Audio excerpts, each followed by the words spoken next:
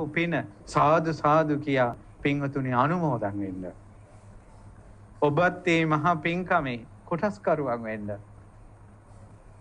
ඒ නිසා මේ කාරණාව මේ පින්කමට පමණක් නෙවෙයි.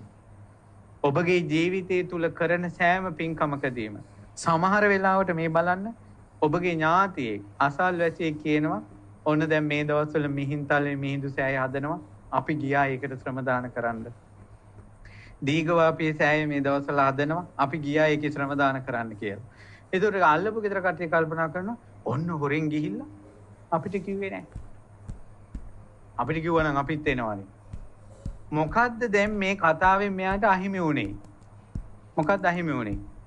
සාදු කියලා අනුමෝදන් වෙන පින නැති වුණා. නොහොඳ නෝක්කඩුවක් ගත්තා. අනේ සාදු සාදු ඔයාලා ගොඩාක් පින් කරගත්තා අනුමෝදන් වෙනවා. මේ අපිටත් අවස්ථාව ලැබුණ ගමන් යන්න ඕන. ඉවරයිනේ වචන ටිකනේ.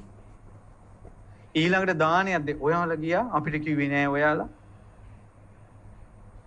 පින්වතුනි පින්කමක් ගැන Tamanට පණිවිඩේ හෝඩුවාව ලැබෙන්න පවා පිනක් ඕන. ඒ පින්කම ඔබට මඟ හැරුණේ යම්කිසි මොකක් හරි දෙයකින් වෙන්න ඇති.